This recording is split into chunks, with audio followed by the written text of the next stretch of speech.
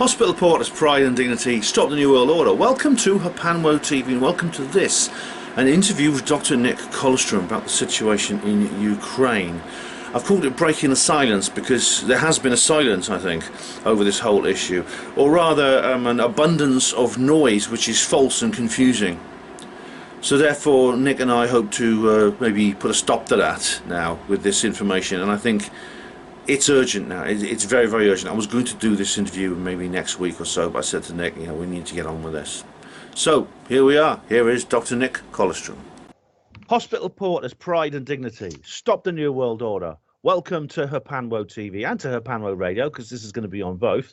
But I thought the Hapanwo Radio one might be a bit different. But anyway, I'm joined today by a chap who's been on before. Last time he was on the show, it was to talk about the world wars. And on Hapanwo Radio, we talked more recently about William Shakespeare. It's Dr Nick Kollerstrom. Hello, Nick. Hi, Ben. Yeah, glad to be back again. Good to have you back, mate. Really, really good. It's great to talk to somebody who can maybe shed a bit of light on this really confusing and quite frightening situation we're in at the moment. I'm sure the people of Ukraine and Russia are in an equally, even more frightening situation. So what on earth is going on? Well, I'm just an amateur, Ben. Kind of you to take an interest. I think this is the end result of NATO pressuring Russia, moving ever more eastwards, as if it wants to start up World War III, I mean, in our youth, NATO appeared as a defensive organisation. It was set up to stop any more wars in Europe. That was the idea, yeah. That was the idea, yeah. And as long as there was a buffer zone between it and Russia, Russia initially asked when it set out, could they join? They said, no, you can't, because you're the enemy. So as long as there was a buffer zone of intermediate states between East and West, between Russia and NATO, things were reasonably stable. That was what used to be called the Warsaw Pact, if you remember. Yeah. And you could argue that kept the peace in Europe for all those years, because once the Warsaw Pact dissolved, NATO started off its great career of starting wars and of bombing countries. Yeah, especially in Serbia and places like that. I remember it was awful. Yeah. But I mean, someone for example, from the end of the Cold War, which is probably sometime around in the mid '80s during the Gorbachev administration in the Soviet Union, anyone who could say 35 years in the future or longer, that if you go back 36, 37 years in the future, NATO would still exist, they say you're crazy. Because there's nothing to fight. The NATO was set up, I think 1949 it was set up specifically in the early Cold War to counter the threat of the Soviet Union. Yeah. As the Soviet Union set up the Warsaw Pact for the same reason, to counter what they saw as the Western imperialist threat. So the idea that it still exists is absurd based on its founding principles and the purpose we're told it was for all those decades. What is it, more than 4 decades of the Cold War? What was it for? Yeah.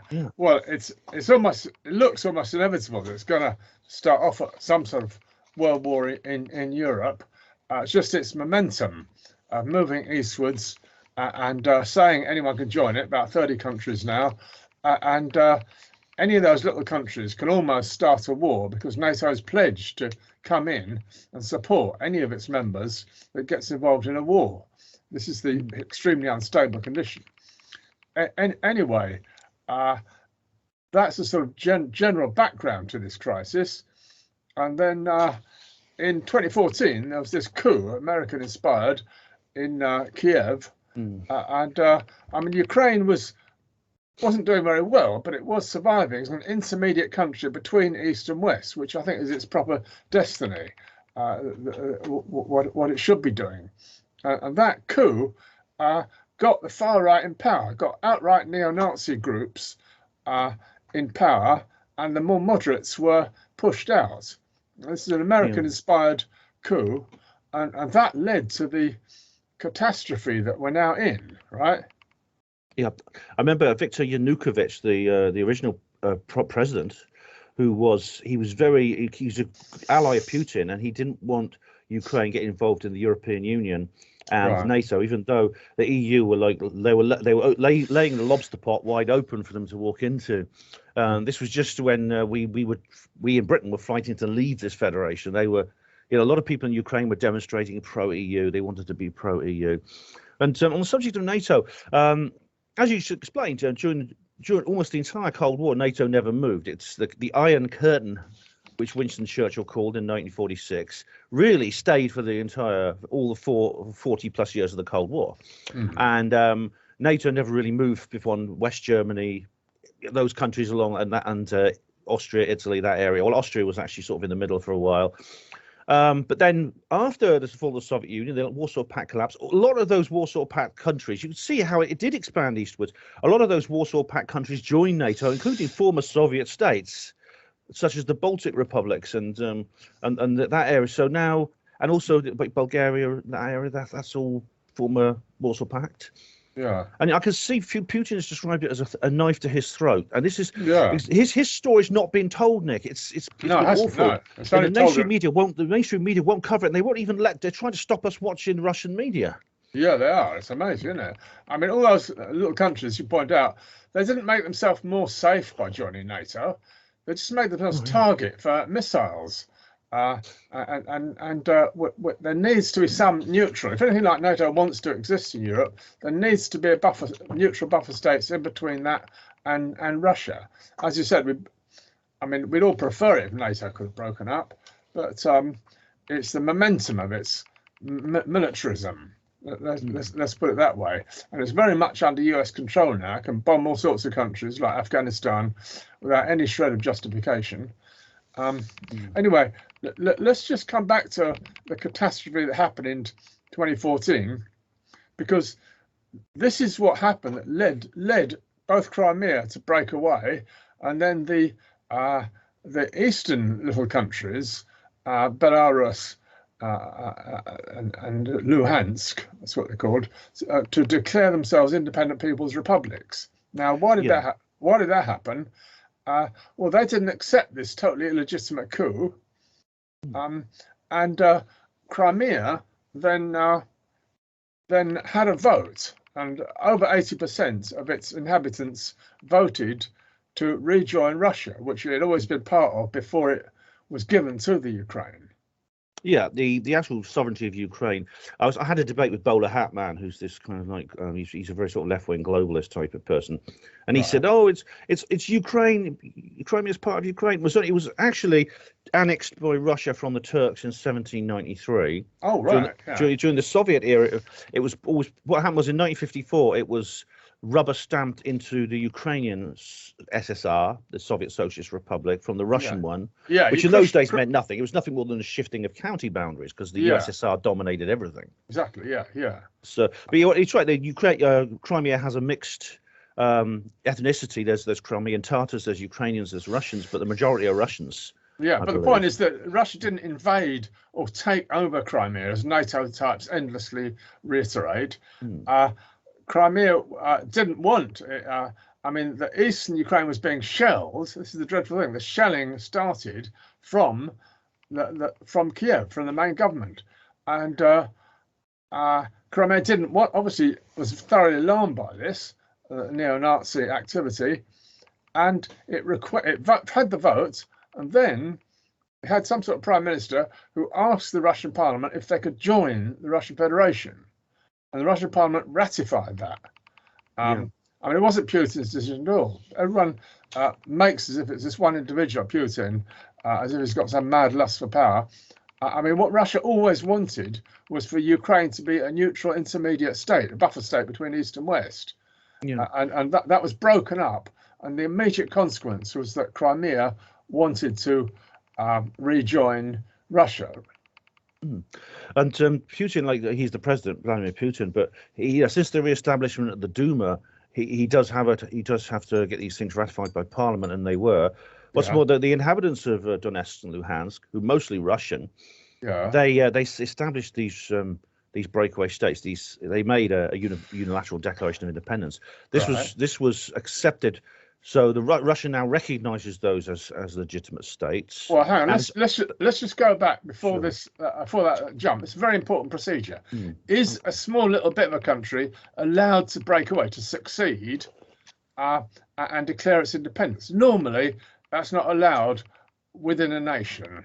Like Kosovo decided to break away from Yugoslavia, but that shouldn't really have been allowed. I would suggest. Well, this is the debate that's going on in Catalonia at the moment, because they've made a unilateral declaration of independence, and the president, the self-styled president, ended up in jail. Yeah, exactly. Good point, Ben. Right. Yeah.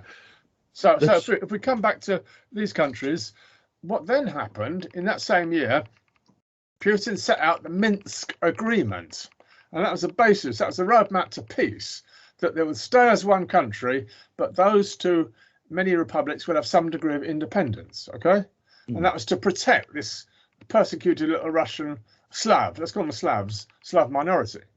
Okay, now, Germany and France co-signed this Minsk Agreement, so it's an international treaty, okay? Yeah. And those two little mini republics also signed it. Now, that is the fact that those Germany and France recognise that is their claim to exist, as it were, as to have a right to exist, that they've been recognised in an international treaty. Well, yeah, you can't, if they've signed a treaty with somebody, you can't then pretend that country doesn't exist. Yeah. So essentially that is a recognition of the validity. Yeah.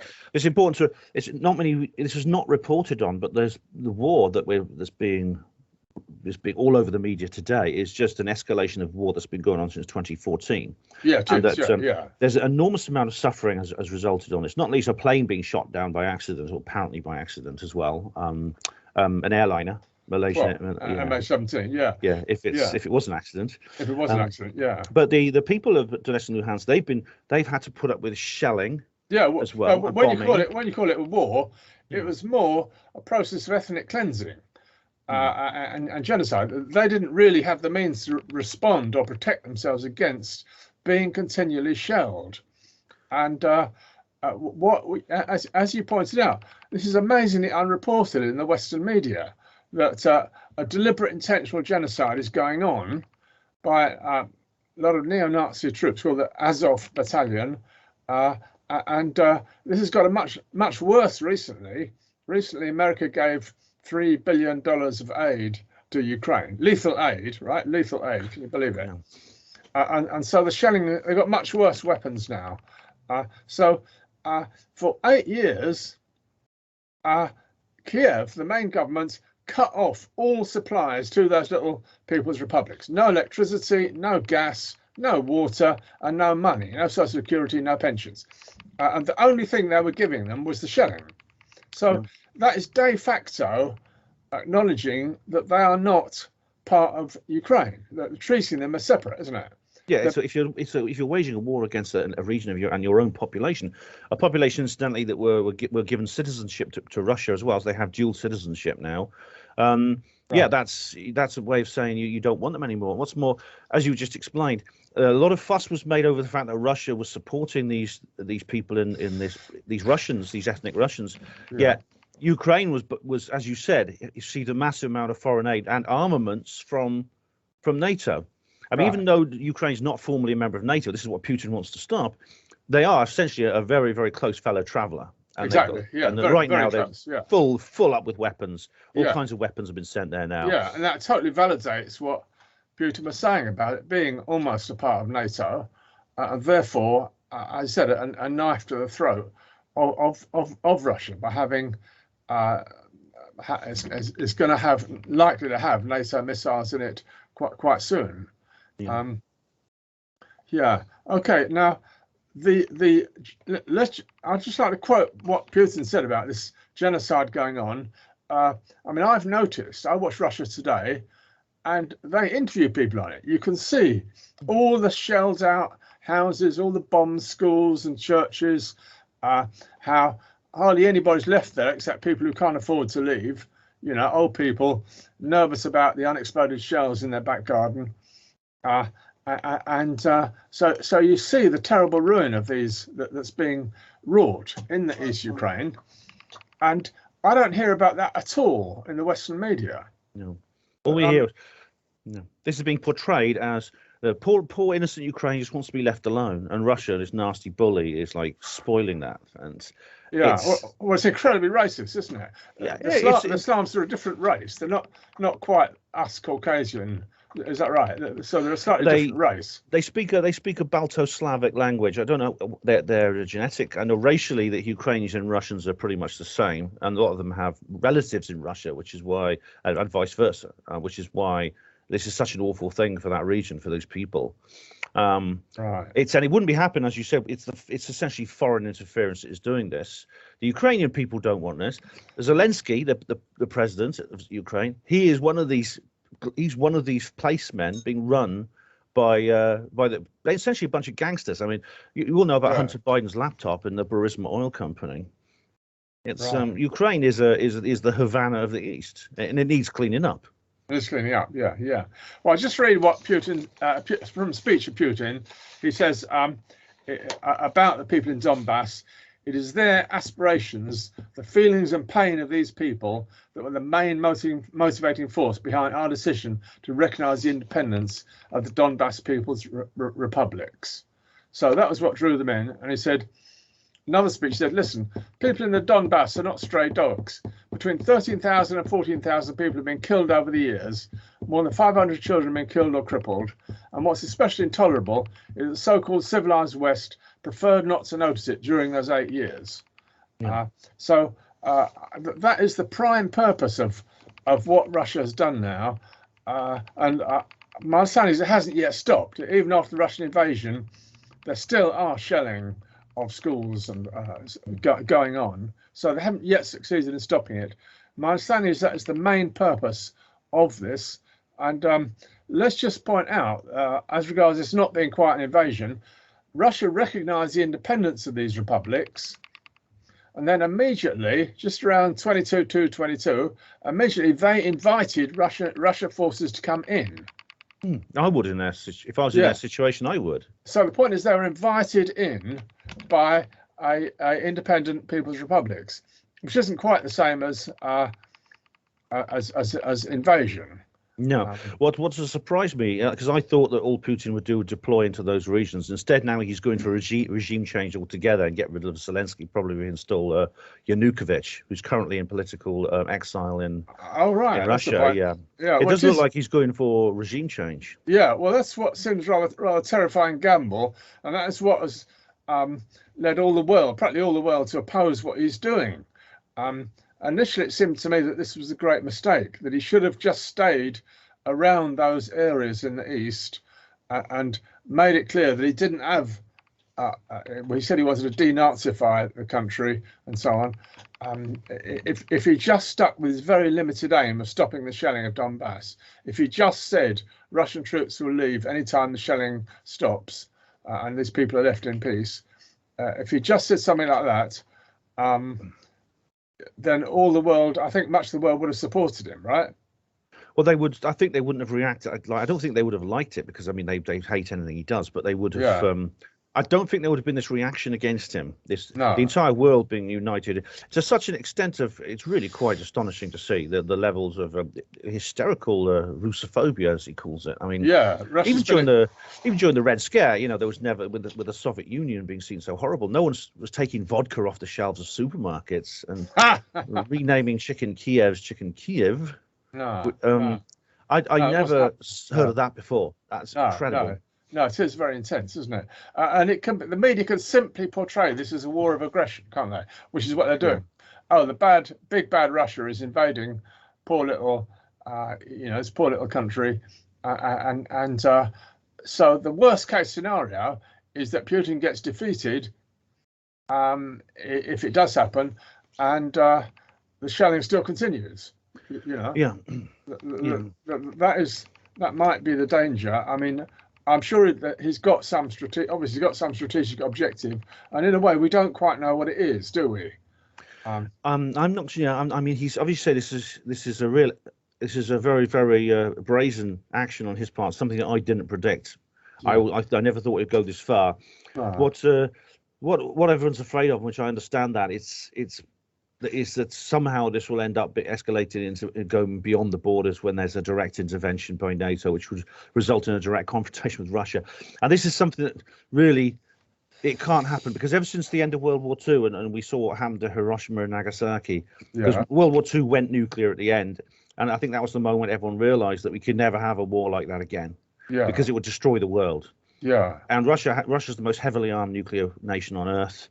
They have over, I think, 1,800 warheads. You could wipe out the world with that. And Yeah. that's the scary thing, is it will escalate to the point where there's a massive nuclear confrontation, similar to the Cuban Missile Crisis.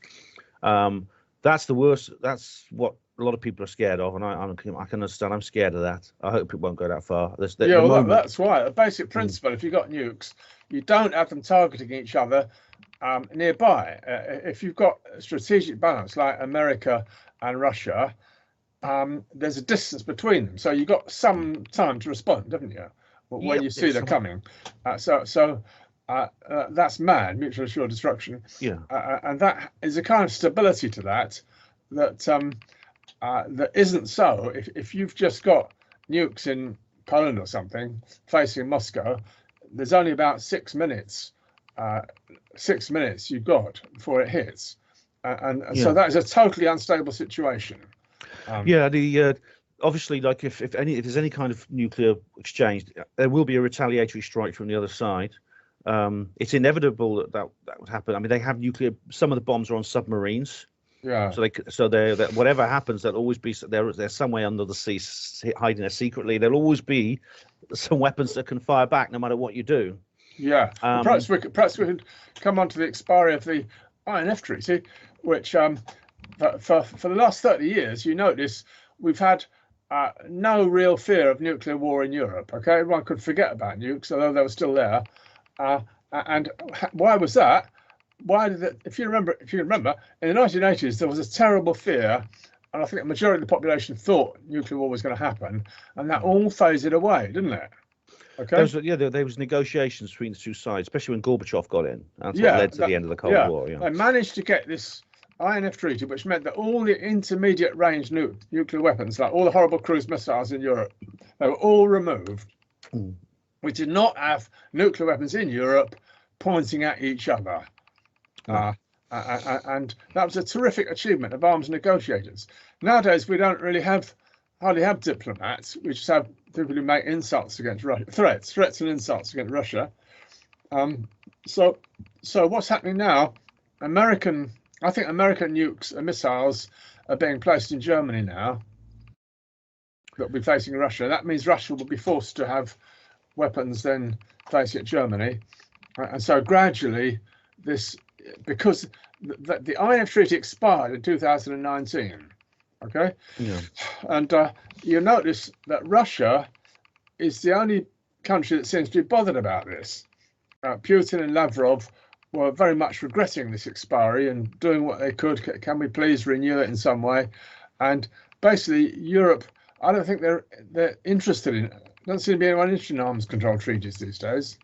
I didn't realise they'd actually brought back intermediate range nukes. I mean, I know they have the long range strategic ones in. I think that is happening now. In the submarines and the other missile thing, bases. That doesn't really concern us is the ABM treaty.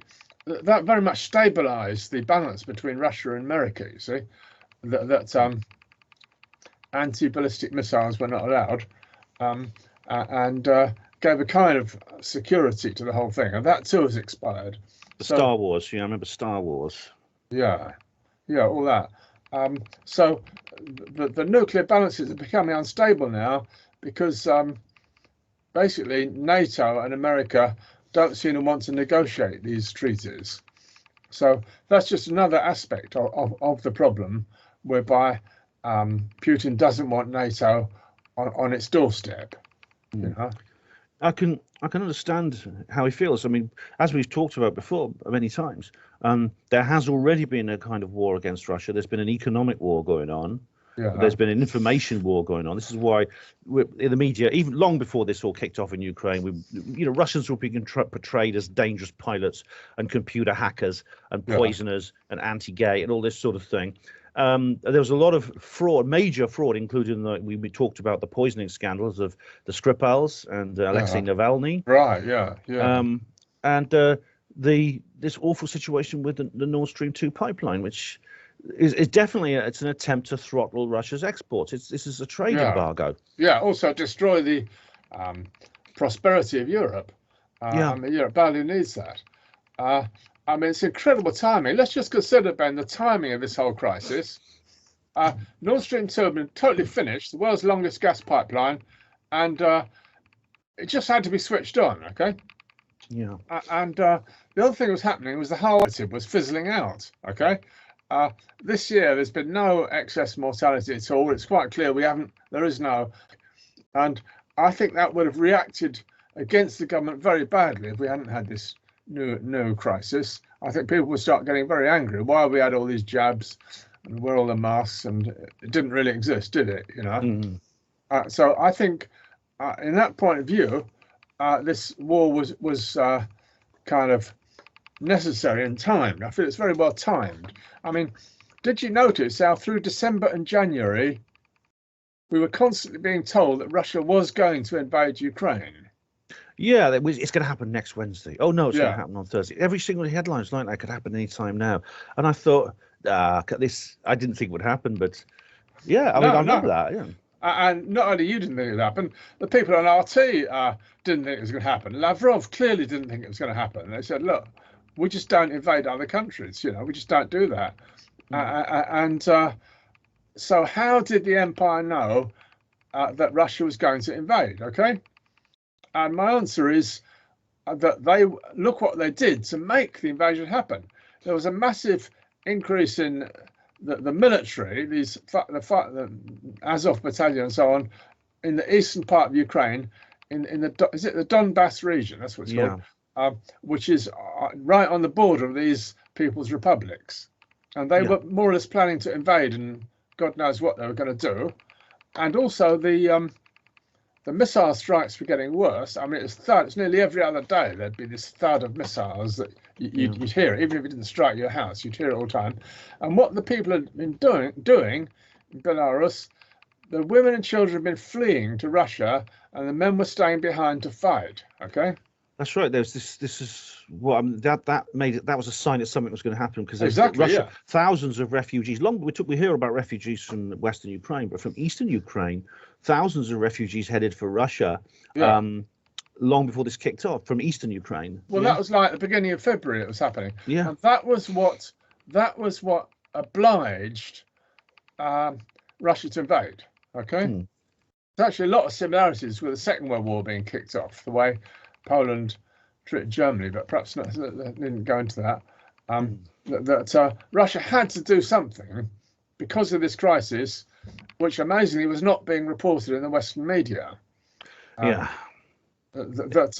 So I think this is very well timed, amazingly well timed, this whole thing, as if they could somehow knew they could make Russia invade. You know, it's like they were baiting them. They were pushing them into a situation where they had to. I mean, obviously they pushed him so hard that Putin thought, "What the hell? Let's sort this out once and for all by getting rid of the Zelensky regime." And this is what he's trying to do now. He's trying, and this is what there's so much propaganda trying to say how horrible he is and how how blameless and vulnerable all the people of Ukraine are. And of course, I'm sure I would my heart goes out to the people caught in the middle of this. It really, really does. But they're actually showing pictures on the news right now of gas explosions and exercises from 2-3 years ago, and they're saying that these are the effects of war. Well, there's a massive load of fake pictures, aren't there? I can't bear to watch it. It's just like, I mean, it's so hard to follow, and I watch it thinking, well, how much of this is? I watched a bit of it and thinking, well, how is this? It can't all be true. Is it all fake? Is it partly fake? I mean, it's like Wag the Dog. I don't know if you've ever seen that film. It's a brilliant film. All right. Yeah. Well, there's much less. I'm just reading one article by chap Ian Davis. He says, it isn't clear that the fight is anywhere near as extensive as reported by the Western mainstream media. Air bases and military infrastructure have been targeted with airstrikes. And Russia's made clear it's got no intention of occupying Ukraine. So I think it's much more limited than it's being reported. Yeah. Well, there's a guy called he's called Gonzalo Lira, and he's a Chilean guy. He's on YouTube a lot. He used to have a channel called Coach Red Pill, And he's All been right. living in Ukraine for the last few years. He's lived several places. He lived in Britain for a while. Now he's living in Ukraine. All right. And Yeah. he was doing video diaries in the streets. And he lives in the east as well, near the heart of it, right, quite close to the Russian border. And he was saying that the Russians are not actually, they're deliberately trying to limit collateral damage as much as possible. Very much so. Yeah. They're not harming unlike the Americans in Iraq. They're not bombing electricity power stations. They're not bombing waterworks. No. They're not trying to cut off the internet or cut off the telephones or anything like that. Yeah. You can see, so it sounds like the Russians are trying very hard to avoid harming people. So how much of the damage we're being shown now is really done is real. I mean, it looks horrible. We've seen some really horrific sights. People who are injured. We've seen houses burning. We've seen people running for their lives. Journalists have been shot at. But again, let's hope whatever the aim is, he can accomplish it quickly. I think that's the only hope he's got of managing something, because of all this aid that's coming in from other countries. Well, I just don't know. I just don't know how it'll turn out. But I hope he'll manage it swiftly. Well, I hope so too, because he is really Putin. I think he does want to have a regime change now, which, if it could happen, I think it'd be better off for everyone. I wish this hadn't been necessary, but I'm not there on the ground. I didn't know. I mean, I know that the regime in Kiev right now has broken the four clauses of the disqualification as a sovereign state under the United Nations. Has it? Participation in illegal aggression against neighbours or its own citizens. Right. Number two, I don't know about the non-proliferation of WMD. I don't know about that, but number three, it certainly broke. That is the Genocide Convention. It's broken the Genocide Convention. Yeah. And number four, especially, it's acted as a sanctuary for organised crime. Oh right, yeah. It's that's really good for that. Hey, I like that, Ben. Just tell us again what this is. The four. I can't remember the actual treaty, but there's four conditions by which a sovereign state is disqualified under international law from existing. Right. And the first is participation in illegal aggression against neighbours or its own citizens. Number two, breaking the non-proliferation treaty on weapons of mass destruction. Number three, breaking the Genocide Convention. And number four, acting as a sanctuary for organised crime. Right, that's most interesting, Ben. I mean, I feel that Europe could sort out its own problems if only it could trust itself and not have America. I think America will always bring ruin, partly because it's got a militaristic attitude, and partly because it's so far away, it doesn't understand things. I mean, there's a healing that needs to go on. Around the last World War, there was around 4 or 5 million died within Ukraine, wasn't there? It's called the Holodomor, which I know nothing about. But it was in 1930 to 32, 31 to 32. Oh, right. Where what happened was basically Stalin confiscated all the produce from the farms, and during the winter of 1931 to 32, basically left the people of that area. There was the kulaks, that was the Russian peasants and the Ukrainian farmers with nothing to eat. Right. And I think 7 or 8 million of them died. Yeah, right. Holodomor. And do you think that contributes to anti-Russian feeling today? It may well do. I mean, it should be obvious to everyone that the Soviet Union is now gone. The modern Russia is nothing like it's nothing like the Soviet Union. Right. If anything, it's the rest of the world that's more like the old Soviet Union, and Russia is kind of an anti-communist force. But it seems to be that there's a lot of traditionalism in Russia, a lot of nationalism. Putin is very much a traditionalist. Well, we need to understand the deep history going on here. Yeah. I mean, back in the 9th century, that's more than 1,000 years ago, Kiev was kind of nucleus for Rus, what was called Rus, R-U-S, the initial beginning of what became Russia, and also Belarus, that's also named after it. So the ancient history of Russia starts, or has its earliest origin around this part of the world, okay? So I think we need to try and be sensitive for this thousands of years of European history, which NATO just kind of has no interest in, or would just want to destroy it, there's an excellent article actually on Putin's website, the President of Russia website. It's in about 6 or 7 languages. Right. And you could take your pick. All right. And it's quite a long read. It takes about an hour, but he goes into the entire history of Eastern Europe over the last 1,000 years. Wow. And the modern time. He wrote this back in July last year, and he goes through his entire rationale for what he's doing, and he says he feels completely justified in his actions. The way he explains it, it sounds like he does explain. He talks about how it's the forces of the enemy, world, the West, that's trying to ruin him, trying to throttle the economy, trying to keep his country down from preventing it from becoming what it could do, what potentially it could be. Yeah, which is, it's geographically by far the largest country on earth. It has a huge population of resources, all kinds of resources. It could be an economic giant on the scale of China or the USA. Yet its GDP is currently about the same as Italy, because basically it has this people pushing it down all the time, as we've just talked about before, with the oil price crash, and then the attempt to try and get Putin into the World Bank loanings, get him a World Bank loan, which would have ruined his economy, just like it did Greece. Is that why there's so much enmity, that he's got his own banking system? And he started up BRICS, and he's opened a BRICS banking system, which many countries in the South are wanting to join. That's right. Yeah, it was Brazil, Russia, India, China, and is it South Africa? But it's this community of partly third world, partly Eastern European countries as some kind of union. Yeah, he wants to set up his own banking system, just like Muammar Gaddafi did just before he got kicked to death in the streets. Well, it's an incredibly dangerous thing to do, but let's hope that the BRICS countries will save and rescue Russia now, with all the sanctions and cuts, that trading with Brazil, India and China will be enough to rescue Russia. I don't know. I mean, Putin's great hope over all the years was friendship with Europe. He's get rid of the old Iron Curtain, and he really did his best to develop open friendship with Europe. And I mean, I've really been studying the way Britain has promoted hatred of Russia. It's the only way over the years. In 2017, Theresa May officially announced at the European Forum that Russia was the enemy. Can you believe it?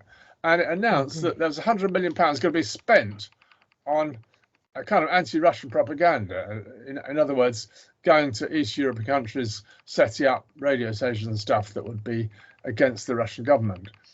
So Britain has been officially anti-Russia since 2017, even though,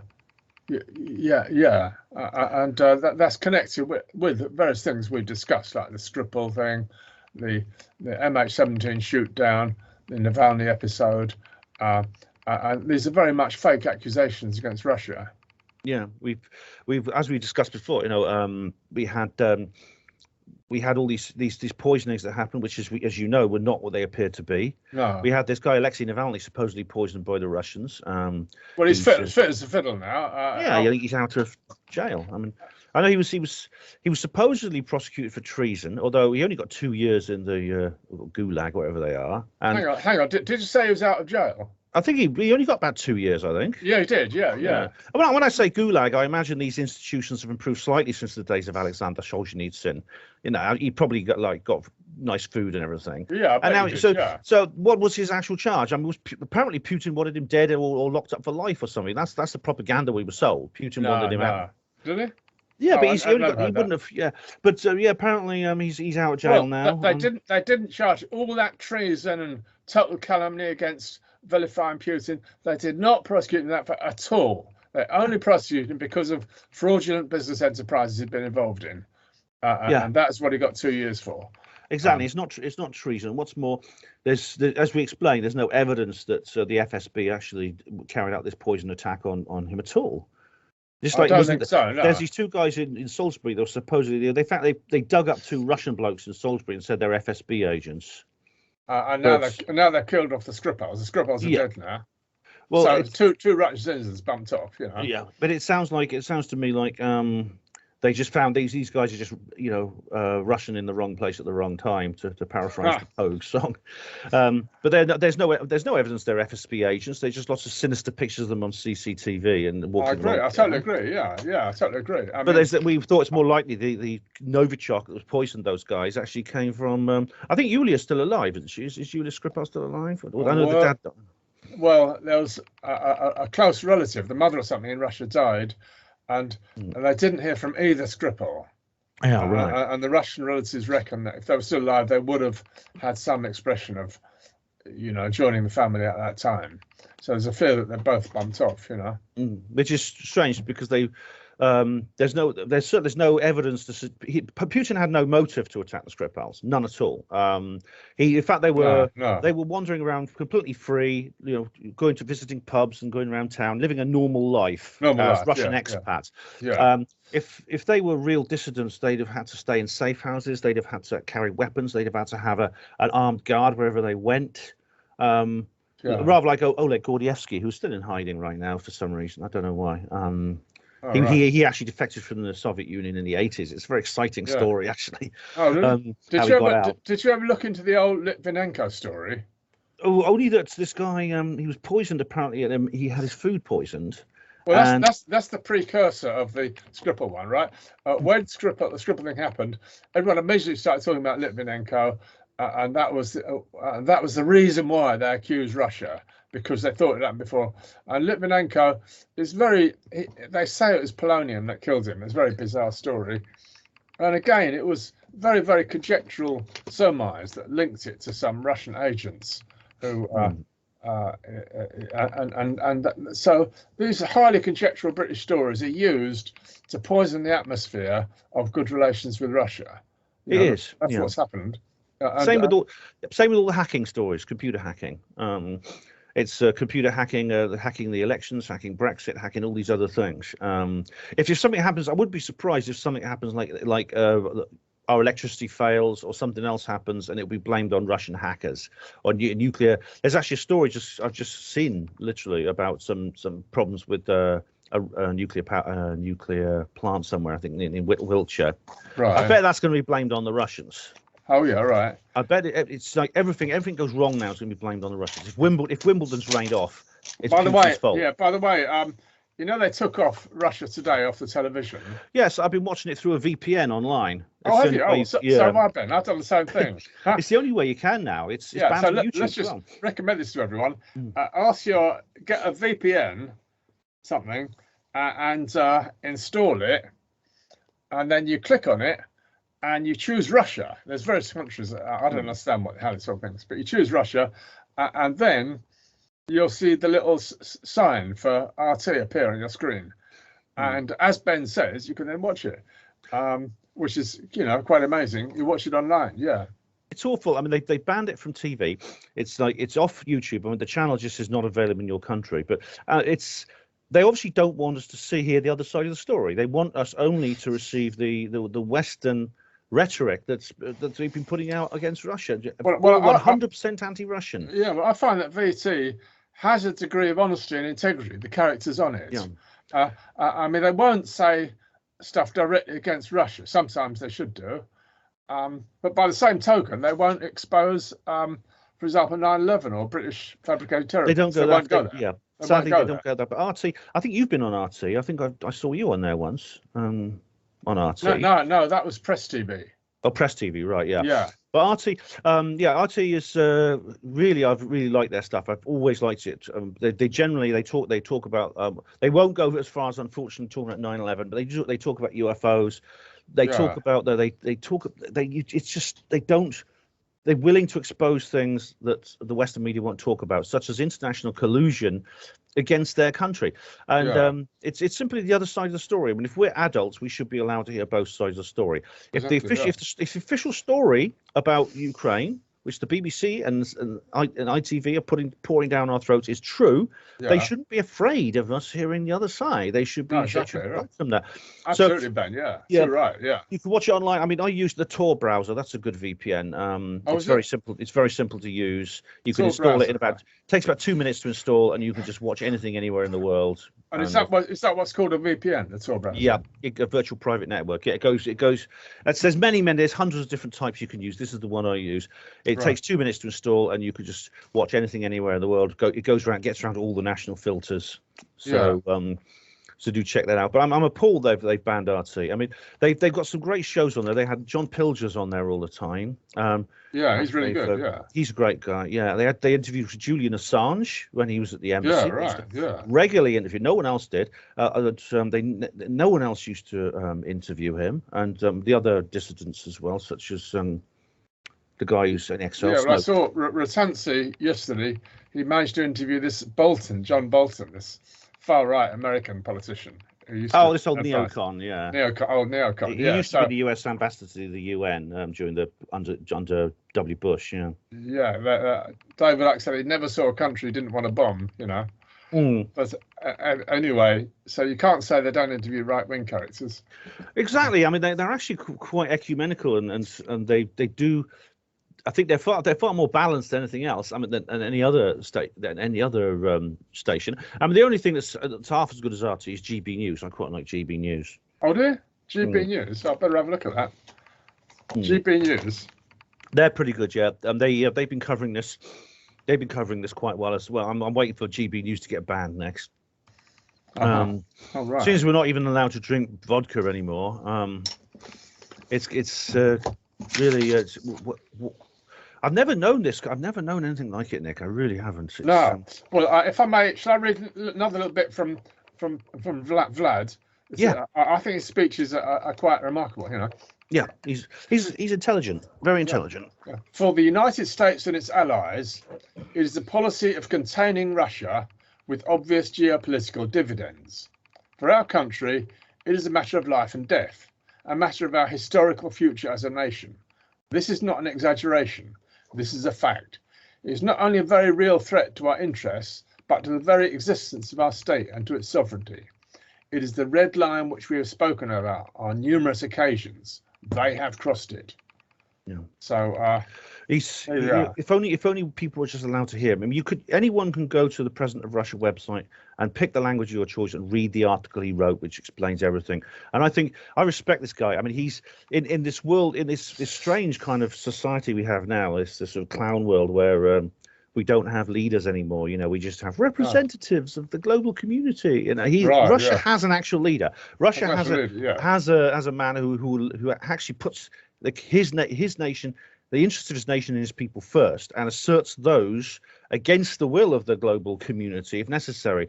I mean, this would be a wonderful opportunity for Boris Johnson. Actually, I mean, he's missed lots of opportunities over the last few years, but if only he'd carried on from where he started with Brexit, we'd be in a very, very different country right now.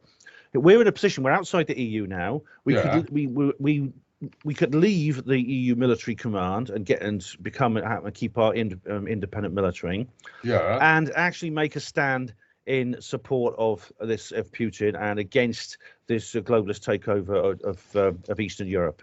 He could do that. He could do that. Yeah. I think if President Trump had stayed in, he would have done that. But do you feel that there's something about the British that they always need the enemy and they always need the war, and you can't govern this country unless you tell them who the enemy is?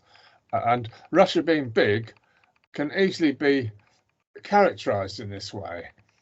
It appears that goes really for the whole world right now. I mean, we can't.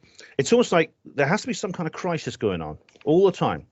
No, I'm sure lots of countries can just get along happily without an enemy. Some do, yeah. I mean, it's certainly I know from this country, yes, certainly in this country, and I think much of the major powers of the West. Mm-hmm. There always seems to be some kind of crisis to keep people on their toes. It's the challenge of the people who, because if no real crisis comes along, they'll make one up. I mean, we've talked before about the old disease, the C word, which we're not allowed to say on YouTube. And it's as if they're rather like bad journalists who have a regular column in a newspaper and they somehow have to keep their readers interested at all times. I think if they ever just left us in peace for a while and just left us alone, so everything's fine, guys, don't worry. Well, if you they just would imagine, they would lose their legitimacy. Let's just ask listeners to imagine, supposing that Nord Stream 2 pipeline had been switched on, right? And slowly the most terrifying thing starts to happen. World peace starts to break out. Okay, friendship between Russia and Germany would stabilize things, and NATO would become totally pointless. Right. The main purpose of NATO is to stop friendship between Germany and Russia. That's what most people say. Okay, so if you imagine Germany and Russia becoming friends, then this would be a new reorientation of the world. America would no longer be able to control Europe in the way it is now, and it would have to actually try and be nice to get people's interest instead of just bullying and threatening everybody. So this would be a vast shift, and it would also, the other thing we'd need to have, as well as the pipeline being switched on, is German sovereignty. Everyone says, oh, it's still an occupied country, right, from the last World War. Still got the armed forces are not just there as part of NATO. They're there to stop Germany thinking it's got sovereignty.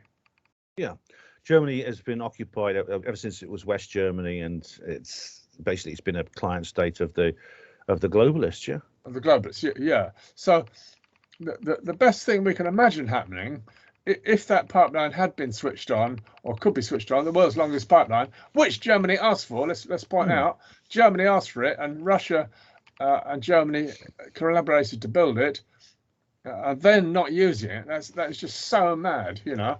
And gas prices going up through the roof, and they're going to go up further. It's just so mad to switch it off like this. That would be a recipe for peace. And if Germans, my feeling is, if German sovereignty could happen, so that German politicians were not controlled by Britain and America, then we could start to have sensible decisions being made. Yeah, I think Germany and Russia have both been heavily demonized in the past by Britain and America, obviously. Totally. So that their friendship, that's what we nearly got. That's what this war was designed to prevent. Okay. Yeah, I mean, it's something that it's a process that could have begun at the end of the Cold War. We could have we could have done exactly what you said. We could have actually built a friendly relationship with all the countries of Europe and eastwards into Russia. We could have had access to all the vast natural resources of Russia, which, as I said, would have boosted the Russian economy until it's the size of the China or the USA, of which everyone else would benefit from that. We could have had low energy prices. Yeah, everything would be cheap. We could have free trade between these different parts of Europe, and just imagine how much better it would have been. I mean, it could still happen.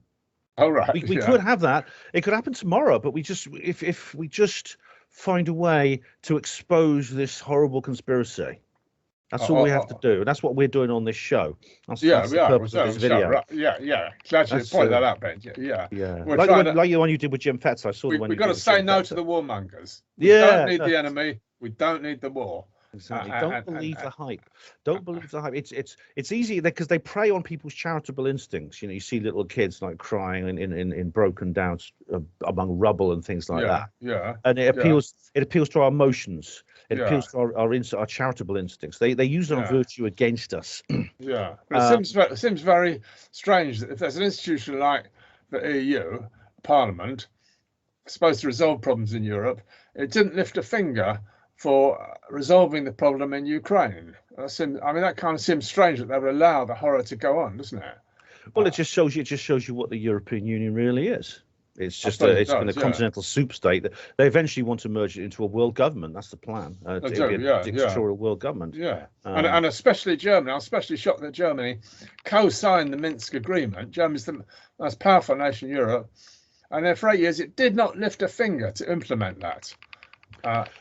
And now with kind of normal expected hypocrisy, you get, say, Boris Johnson saying this war, Russia is ignoring the Minsk agreement. Well, the point is that's about the first time he's ever mentioned the Minsk agreement. All these years, you didn't lift a finger to help implement it, and that would have avoided the situation we're in now. Yeah. Exactly. I can perhaps say that if anybody did want peace in Ukraine, if Europe did want to impose peace in the Ukraine rather than war, that there'd be a two-pronged thing it would have to do. First of all, tell Kiev to stop shelling the Donbass area and leave the people live in peace. And secondly, if that happens, then ask the Russians to go home. Yeah, exactly. That will be, that's fairly simple. It would have to be that two-prong approach. I mean, I went to a completely paralytic and useless Stop the War group event in Conway Hall last Saturday.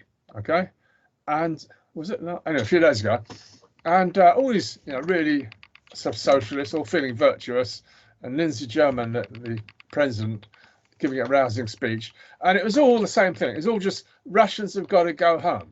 We're against this war. We want Russian troops to go home and leave Ukraine, which is just the NATO line, Yeah. Nobody mentioned what's going on in the East.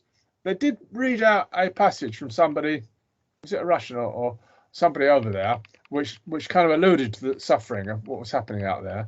But the fact that this whole situation, you've got ongoing ethnic cleansing, a bit similar to what Israel is doing with Palestine, possibly not so bad, but it is total ethnic cleansing, and they didn't even mention it. Yeah. It's a very, I mean, the Stop the War people are they're not even asking these questions, which is why, I mean, of course, then why did Putin do this in the first place? Because no one wants these wars. It's not like I don't think he wanted to do this. I think he felt compelled to do this. This is what they don't understand. Yeah. Sometimes people get into these wartime situations not because they want to be in them, but because circumstances force them into that. Yeah, I just endorse what Ben has just said. Quite Vlad once more. It is the feelings and pain of these people that were the main motivating force behind our decision to recognise the independence of these people's republics. So that was what pulled them in, and why have we not got any media? I mean, what's gone wrong that our media don't report on this? And the only one that does, RT, gets closed down. Well, it's kind of, I mean, I suppose it's kind of what we should expect from the Western media these days, which is simply, it's all lies. I mean, are they truthful about anything? Well, certainly all these major things, when they break out, they always try to create some kind of narrative around it, which is untrue and dangerous and destructive.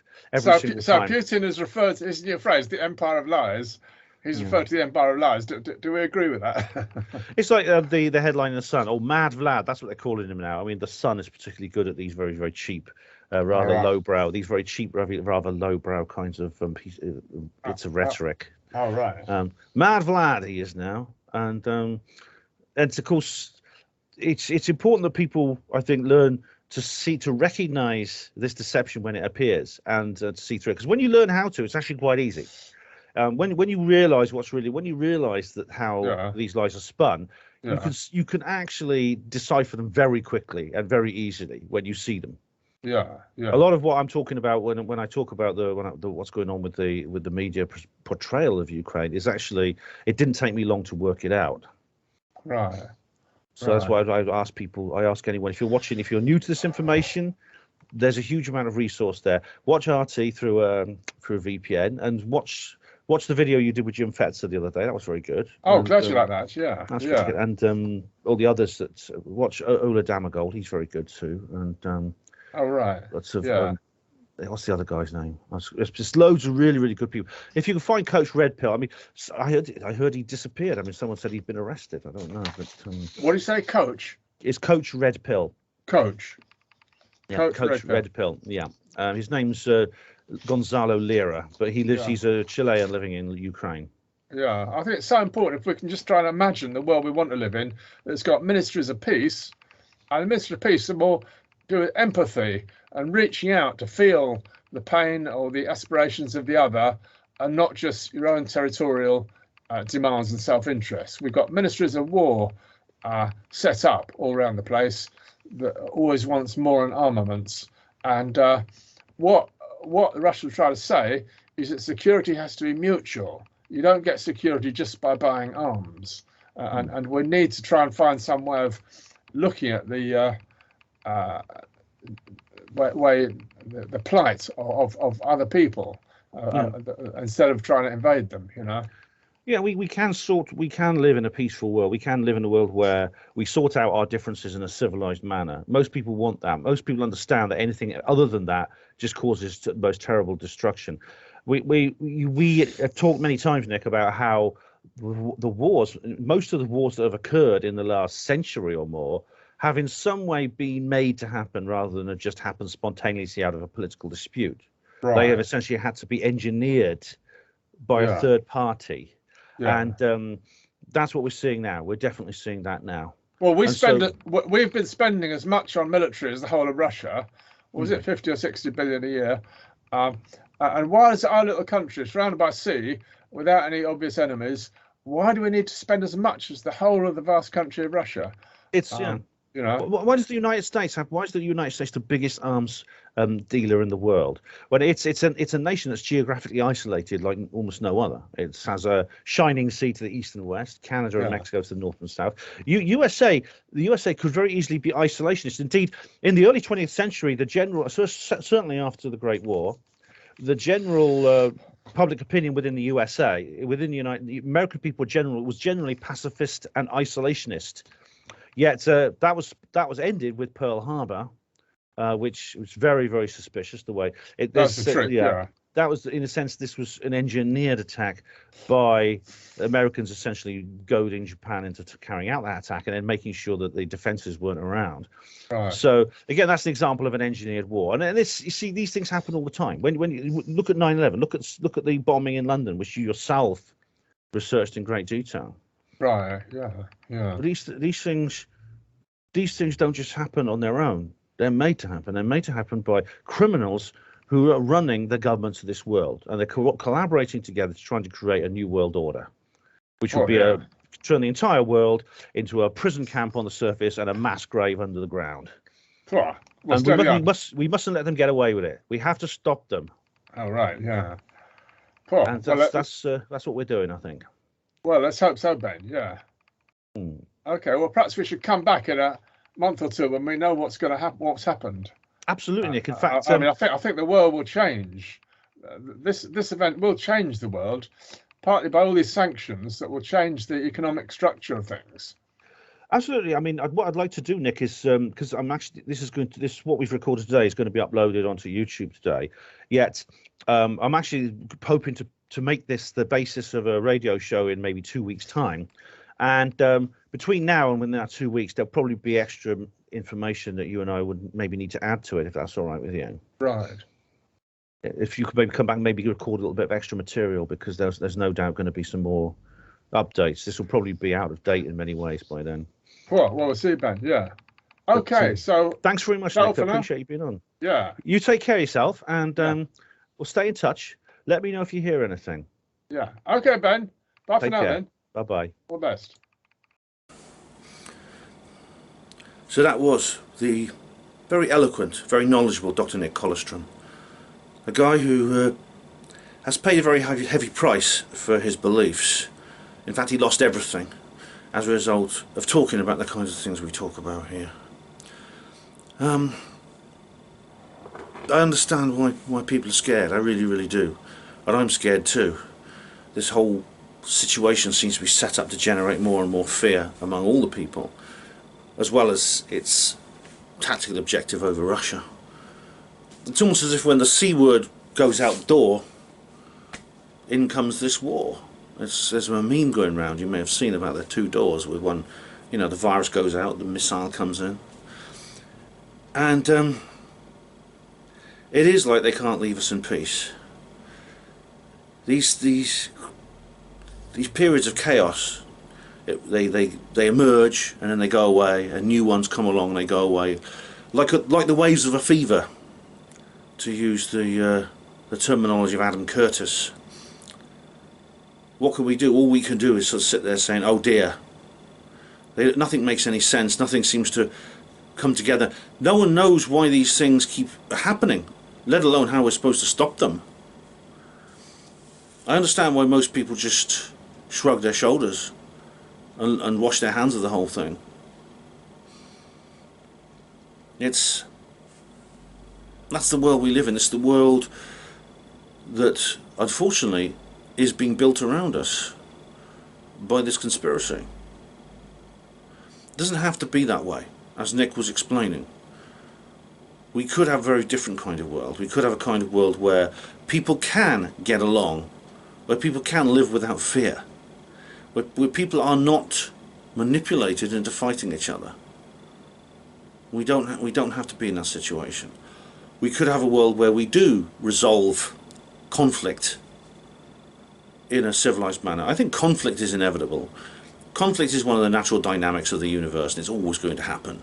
Yet we can sort it out peacefully and in a civilized manner. We don't have to have these wars all the time. And that's what I have to believe in. I have to believe there could be a time when we can have a peaceful interaction between East and West of Europe. Russia, Germany, France, Britain, Ireland, Spain, all these countries cooperating, which is in the interests of us all. We all live better lives if that happens. We could buy the natural resources of Russia. We could buy it from them. Their economy could expand, like I said, till it becomes one of the biggest in the world. We could sell them our products. We could rebuild our industries rather than importing everything from China. It was a bit of a joke actually when I don't know if it was who was talking about imposing sanctions on China. How can we impose sanctions on China? We import everything from them. We ruined our own industry so we could buy theirs, buy everything from them. we become dependent on them. But yeah, we could have a world in which the pipelines are free and the pipelines are running. We could import their gas, and we could export our material, and the gas could then be sold at a very cheap price, and we could have very good supply of energy until such time as free energy is declassified, of course. I mean, the use of natural gas will be an interim thing for the transitional period, but very quickly I hope we can roll out the infrastructure of free energy, Tesla technology, cold fusion, etc. And then you could go and have your holidays in Russia, and Russians could come here and they could have their holidays in Britain, and we'd all be prosperous enough to afford these things, because the economy would do what economies are supposed to do within civilized society, give us all a high standard of living so we don't have to struggle to exist. I believe that is perfectly possible. I believe it is. It's literally the only obstacle is this agenda, is this conspiracy. And I hope a time is coming when that conspiracy will be over. And as horrific as the sights are coming out of Ukraine, I suppose I've let the charitable side of myself. I was talking to Nick about our virtues, our charitable nature. I've had to allow mine to kind of harden up a little bit, because the problem is if it's going to be weaponized against me, I can't really allow it just to run rampant. This desire, this natural desire, which is a good thing for us to care and want to help people in other countries, because that's unfortunately what they're exploiting that. It's like the baby incubator story in Iraq. Do you remember that? The young girl, the tearful young girl, talking about how the Iraqi soldiers were pulling babies out of incubators in hospital, these premature babies, and just leaving them on the floor to die of cold. Turned out it was a complete lie. The girl saying it was a drama student who was the daughter of the Kuwaiti ambassador. But everyone, this was repeated by, I think President Bush repeated it, and Reagan repeated it, and John Major repeated it, and when the Highway of Death took place, this was basically where the Americans attacked and destroyed the retreating Iraqi army, wiped them all out. The soldiers at the time said, we heard these stories about the babies, and we wanted to get our own back for the sake of the dead babies. It was all a lie. We got to harden our hearts a bit when these stories appear in the news, and not because we don't want to be charitable with other people. Just ask yourself: is it really happening? Is it true? And if it is true, are we being told about it because in order to support some kind of military intervention we wouldn't otherwise support? That's the question we've got to ask. this is why I'm doing this Wag the Dog watch party. And indeed, the next video I upload, which will probably be in a day or two, I'll probably be either tomorrow or Wednesday I'll do this, will be the Wag the Dog review, because I've watched it, I've made some notes, I'm going to make a review of it, and I advise you all to do the same. And this weekend coming we'll have the live stream. Hopefully, I hope to present the live stream, which is the third part of this watch party. And then I know someone wants us to do a They Live watch party as well, which is not a bad idea actually. So maybe They Live will be the next watch party. Anyway, big thank you to Dr Nick Kollerstrom, and thank all of you for watching Hapanwo TV. Hospital Porters, pride and dignity. Stop the New World Order.